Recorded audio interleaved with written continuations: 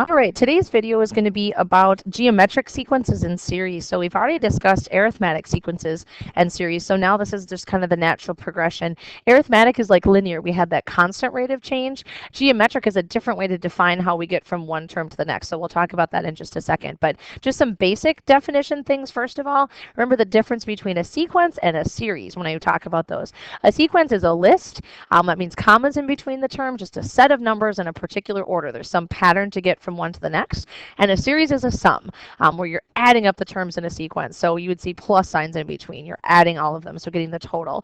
So a list versus a sum. All right, so let's talk about what geometric means then. So a geometric sequence is a sequence in which every term, as you move forward to get to the next term, is the product. So you're multiplying by the term in front of it times something we call the common ratio, and they use the letter R for that, the common ratio, and we call it R. So you're multiplying by R each time to get to the next term. So each term we multiply by this common ratio to get to the next term. So when we think about it, when you multiply by the same thing each time, geometric then become just like exponential equations. So they're either going to grow or decay. We're multiplying by something. So where arithmetic is like linear, geometric is like exponential. So we have two different things that can happen for this kind of scenario. There's either growth or decay. So let's talk about what would make each of those happen. For exponential, for something to grow, the ratio has to be greater than 1. We're going to be multiplying by something bigger than 1. For something to decay, it would have to be less than 1. So these can either get very large or very tiny very quickly. So when we talk about what those things would look like. So first couple of ones, I just want to talk about what do these look like? How do we work with them? How do we find those ratios and work with those sequences? So I'm telling you in these that they are geometric, which is really important because you have to know what type of pattern you're going to use. So we need to figure out what are we multiplying by each time to get to the next number in the sequence. And some people are really good at being able to look at that and say, oh, well, what is the top doing? Well, nothing. So it looks like we're staying the constant on the top, but the bottom looks like we're timesing by 3. So it looks like we're multiplying by a third. And that kind of checks out. But if it's hard for you to figure out what you're timesing by, just like in arithmetic, if you couldn't figure out what you were adding each time, we found the common difference. Think about what the word tells you. We subtracted to figure out what that difference was, or the distance between terms. In this one, it's a common ratio. A ratio is a fraction. It means we would divide to figure out what that term is. If we can't tell what we're timesing by, how about we do the division? So take any term divided by the preceding term, and really, you should do both, because if you don't know for certain it's geometric, which not all situations you will, then we really need to be able to look at that and say both of them are multiplying by the same thing. So let's talk about how we do that, because a lot of these are going to be fractions. It's multiplied by the reciprocal. So we're going to times by the reciprocal, and sure enough, that's a third. And then for this one, we multiply by the reciprocal, and that's a third as well. So we know it's a common ratio. It's in fact the same for both. Okay, so once you figure out what it is, so you may have to do some dividing to do that, to get the next terms, however many you want, you just continue the pattern. I'm going to times by a third again. So negative 2 27ths, negative 2 81st, negative 2 over 243. So cool. But now you could also go backwards, right? We could go the opposite direction. If going forward in the sequence means to times by a third, that means we'd be dividing by a third. So what does divide by a third mean? What's the same as timesing by 3? That means this number out front, the preceding term, would be a negative 6. Think about that, if that makes sense. So if you go forward and times by a third, well, sure enough, you get that negative 2. So you can go either direction in a sequence. Let's take a look at the next one. I wanted to show you this for a couple of reasons. First, there's variables in it. So not every sequence or series has just numerical things. So that's important to realize. And then this one, take a look at what happens. Positive term, negative term. Positive term, next one would be negative term, and so on and so forth. So this is a really unique situation to something like geometric. In an arithmetic sequence, you're continually doing a constant difference. So once you go positive, you're going to stay positive, or once you go negative, you're staying negative, and you're going to get even more of either one of them. In geometric, it is possible to alternate sign, and how would that happen? Well, the thing that you're multiplying by would have to be negative. So in this situation, that's what we have going on for sure. Now you can kind of guess maybe by looking at, say, just part of it. So 5, then negative 10, then positive 20. Looks like we're doubling and the sign is changing. So that would be like a negative 2. And that also works for positive 4 or 7, negative 14, positive 28. Looks like we're timesing by negative 2. So if we can kind of figure it out, that's awesome. But again, remember, we can figure out the ratio by dividing. So I'm going to kind of show you the long way here, because there are going to be times that you can't figure out what it is just by looking, and you have to have a reason or an idea to be able to figure out what that ratio would be. So in this case, I can't reduce right now. There's no common factors the way it's written. But if I factor the numerator, pull out a GCF, don't forget to look for GCFs when you're factoring, then we can end up dividing out that common factor, and we end up with our ratio of negative 2. So we can definitely figure it out by dividing as well. When you reduce fractions with variables, just be careful that you factor first and then divide. Okay, so how do we get to the next one in the sequence then? We just multiply by negative 2. So that would be negative 40x minus 56, and then multiply by negative 2 again, positive 80x plus 112, and then multiply by negative 2 again, negative 160x minus 224. And the pattern continues, so on and so forth. If you wanted to find the preceding term to get the one in front, you would have to divide by negative 2. So that would be negative 5 halves x minus 7 halves. So you can go the other direction as well. So we can go both ways in these sequences. All right, so the next natural progression then is, what if I want like the 150th term? The brute force method would be, okay, we're going to keep multiplying by whatever we need to all the way till we get to 150. So we show the entire sequence. Really unnecessary though, because just like last week, if I want to get to the 150th term, how many times would you have to multiply by the ratio? Well, one less, because you don't need it for the first term. A1 you already have, so it's only 149. One less. So we can do exactly the same thing for the nth term of a geometric. Just going to write it again here a little bit bigger. So our particular term that we're looking for, an, we take our first term, whatever it is, and we multiply by the common ratio one less than the number of terms, n minus 1, because again, you don't need it for the first term. You would just be multiplying for term 2 and then term 3 and so on. So it's really exactly the same kind of equation we had for arithmetic, except this is an exponential equation. When I look at this one, look at where the variable is located. The n is up in the exponent, so I'm multiplying by that ratio, so it's definitely an exponential equation. So it's very similar to what we did before. Okay, so let's take a look at an example of a sequence that could potentially be geometric. So notice it's a sequence, it's a list, commas in between. Tell me something you know about this sequence. What are the numbers doing? Well, they're decreasing. So how can numbers decrease? Well, it could have been arithmetic. You could have been subtracting the same number each time, but look at the distance between those values. They're not a constant, so it's definitely not arithmetic. So let's double check and see if it's geometric. So this one maybe isn't as obvious, right? When numbers get smaller, it's harder for people. So I'm going to go ahead and take a term and divide it by the preceding term. And you really need to do both, because nowhere in the directions here did it say, hey, this is geometric. You have to be able to figure that out. So try reducing both of those. Do that division on your calculator and see what you get. So pause if you need to, type it in.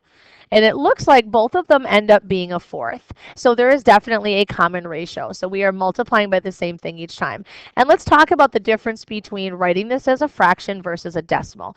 My rule of thumb is I try to keep it in the same format my numbers are given to me. Since they're whole numbers, I don't really have a lot to go on, but I want exact answers whenever possible. So if that means I can write it either way, because in this case I can, 1/4 or 0.25, cool. But if I had the fraction 1/3, I would never want you to put it in as a ratio of 0.3, because that's off so much. And think about what you're going to do. You're going to be multiplying by this ratio over and over again. If you keep multiplying by something that's super off, obviously your final answer is going to be nowhere near what it should be. Exponential is much worse that way. So keep it exact. If you can't round it exact, or if you can't, I should say, if you have to round it, keep it as a fraction so you know you have an exact answer. Okay, so how are we going to find the 10th term? Well, we would do a1r to the n minus 1. So I have my first term, 512. I'm going to multiply by the ratio 1/4 how many times? Well, if it's the 10th term, that means n equals 10 in this sequence, which would be to the 10 minus 1 power, or the ninth. In other words, you're only going to have to multiply by the 1/4 9 times because I don't need one for the first term. So it's like you're doing it all at once. I could multiply by a 4th separately and write down all the terms in between, but how about just multiply it all at once? Now I know on your calculator, go ahead and pause if you need to, do the arithmetic here, 1/4 to the ninth times 512. You should be able to write it as a simplified fraction. So double check. If it can't be, if in your calculator it's too small or too big and you're getting scientific notation, something like that, and it won't convert it back over to a fraction, you notice you kind of have the disclaimer in the directions that it would be okay to round your final answer. But if you can write it as an exact fraction, then do it. So always check. I know you could, even if the numbers were really big or really small, you just have to do it by hand, and I know that's kind of a pain. All right, let's find another just kind of 10th term so we can talk about format of numbers. In this sequence, my A1 is a radical, A2 is a whole number, and A3 is a radical again. If that pattern continued, could you guess A4 would have to be what kind of number? Probably a whole number, because we're alternating here, it looks like. Those are really important things to look for in your sequences. Nowhere in the directions does it say what kind it is. So you could check arithmetic first. They're increasing. Can you add something? Doesn't look like it. Let's double check and see if it's a common ratio. What would we be multiplying by? So if you take any term divided by the preceding term, and the second one, it's almost a little bit easier. It looks like we're multiplying by square root of 3. If you think about it, square root of 3 times the square root of 3, that would give you 3. Then if you times by, square root of 3 again, that would give you 3 square root of 3. So that kind of makes sense when you look at what the pattern is. How would you see it from this one, though? It doesn't look as obvious. Well, this one you'd have to rationalize.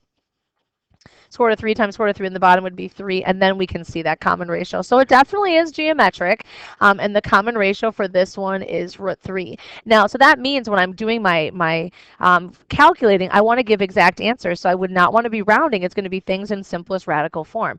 Let's see what they want us to find. They want the 10th term again, so n equals 10. What kind of number answer should that be?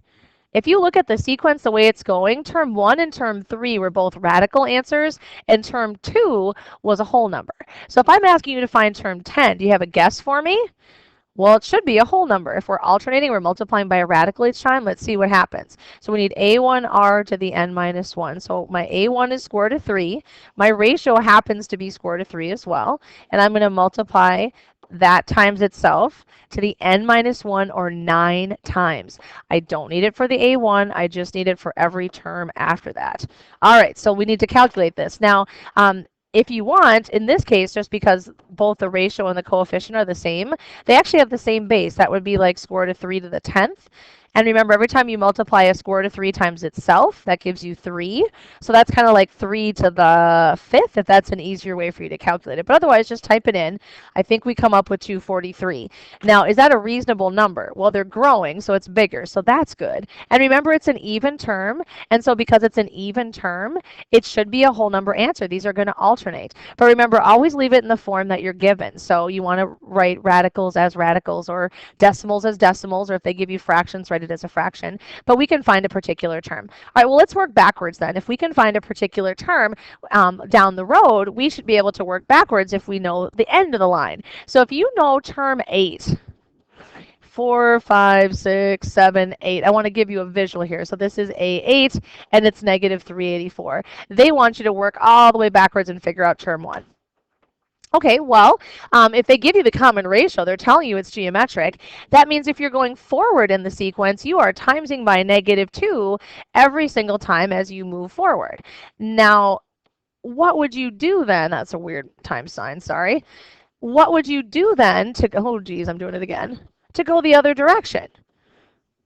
Well, if you're timesing by negative 2 to go forward, you're going to divide by negative 2 to work backwards. And what I want you to think about, this is just kind of the common sense. We're going to divide by negative 2 how many times to work backwards? Well, I'll just count them up here. Looks like 1, 2, 3, 4, 5, 6, 7. So if you want to go forward to the 8th term, you times by the common ratio 7 times. If you want to work backwards to term 1, you divide by negative 2 7 times. Now, the brute force method would be just go ahead and do that. Do negative 384 and just start dividing and do it 7 times. But how about use the formula and you can see exactly the same thing. So think about what we know about our answer, what this number should look like. You have a negative ratio. So what's going to happen with your signs? every other term is going to alternate in sign then, right? So term 8 is negative. That means term 7 would be positive, negative, positive, negative, positive, negative, positive. So this answer should be positive. It's an odd term number. It's going to have to be the opposite sign of whatever that even term number was. And is it going to be bigger than 384 or smaller? Well, you're dividing, right, to work backwards, so it should be a lot smaller. So let's see if all of that comes into fruition here as we do this. So I'm trying to find A1. I know where I'm ending. Trying to figure out A1. My ratio is -2. Notice the parentheses. N minus 1. Okay, what are we going to put in place of n? How many terms are there total? Well, it's the 8th term, so n equals 8. But remember, that means you're multiplying by that ratio of -2 7 times to go forward. Okay, now look at what you do to solve this equation, you guys. This is so cool. Order of operations, I would probably figure out what that number is. It's -128. And then what are you going to do to solve for A1? Well, you're going to divide, right? You're going to divide by -128. Now, what is the -128? It's all 7 of those -2's at once. All of these guys right here at once. And instead of doing them one at a time, let's do the whole kit and caboodle right now. So A1 is +3. So it makes sense that it's positive. Well, it should. It's an odd term. Evens were negative, so odds would have to be positive. And it's a lot smaller. We're dividing by 2 7 times, so we get a +3. Always be thinking about reasonable. What's reasonable in that situation? Okay, kind of the next natural progression then, what we did with arithmetic, is what if I give you terms that aren't consecutive? Like, I don't know the beginning or the ending necessarily of the whole sequence, but I know 2 terms in there, but they're just not right next to each other. Makes it a whole lot harder to figure out the R, right, the ratio. I can't do anything until I know what the pattern is. But I'm giving you term 3 and term 5. So what we did before is when we use this AN formula, the hang up that people have is that they don't have a term 1. You don't need a term 1. Just think of that sort of as your starting location and your ending location.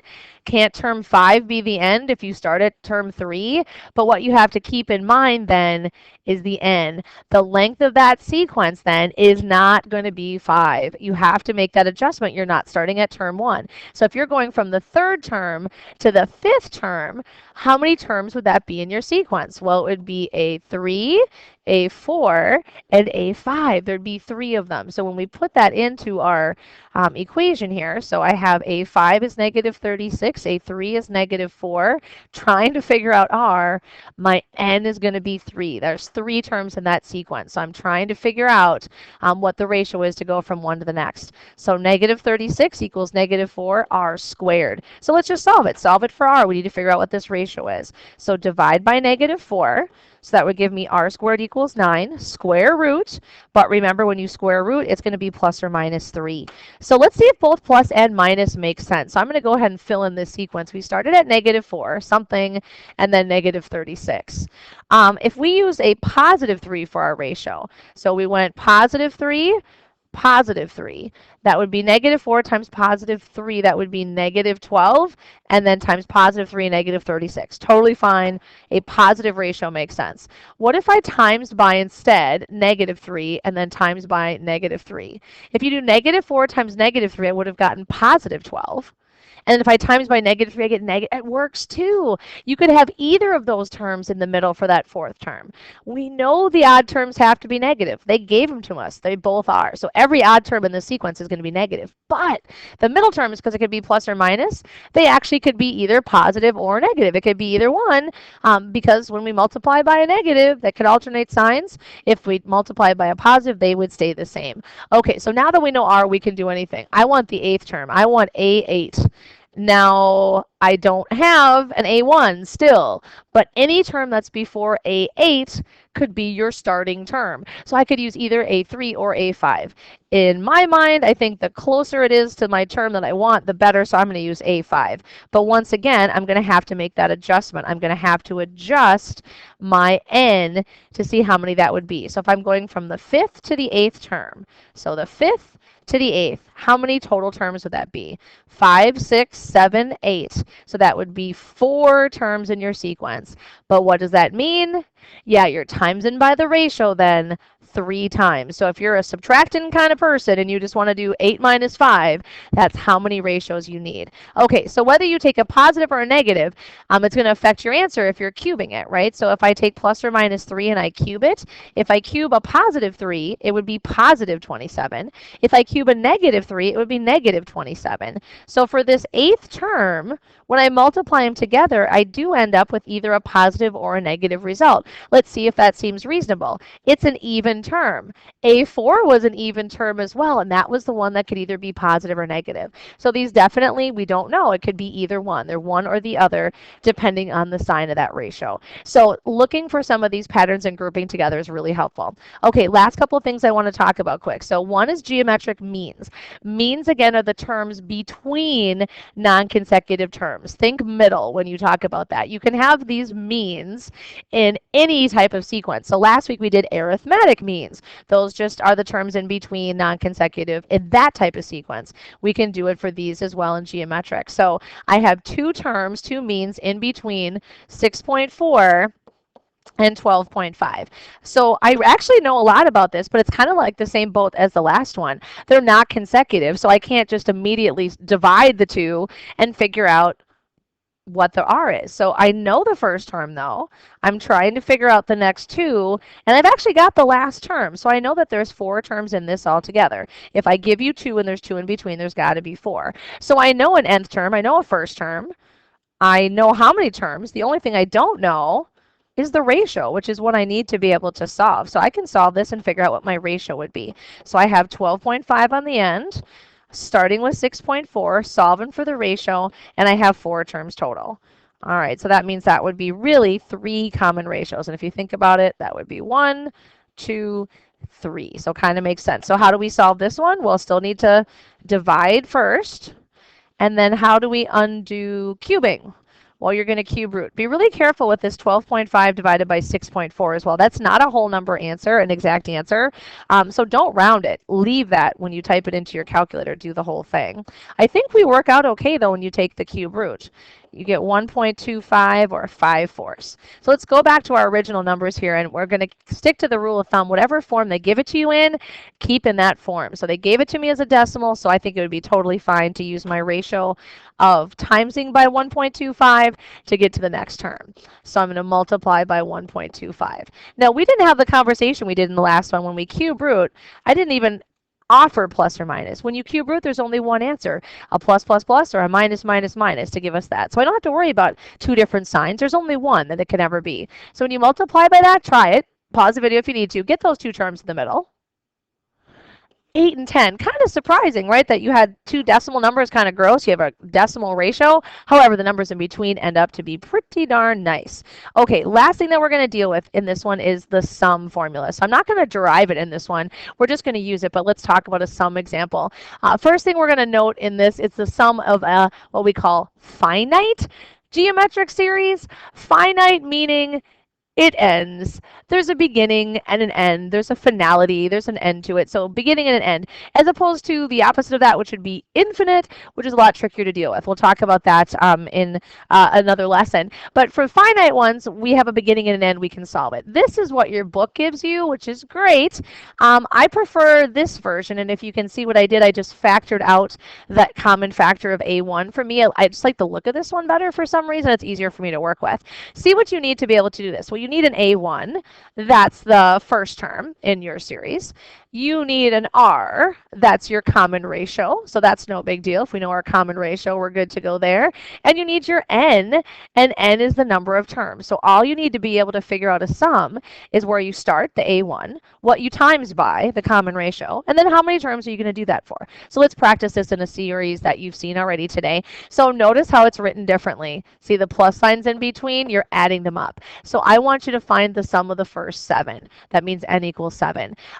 Brute force method, list out the first 7 terms, like fill in the rest of them you don't have, add them up. That's what the sum would mean. Now that would really be a stinky approach if you had like 125 terms to do. Wouldn't suggest that you do that. 7 you might want to. The reason we're picking small numbers again though, small numbers for sums, is because these get huge or tiny really, really fast and they're not very much fun to deal with. So even using the formula. So we're going to use the formula here, and again, just to shortcut a little bit the work. We don't need to show all of them, but to keep the numbers a little bit more reasonable. So A1, 512.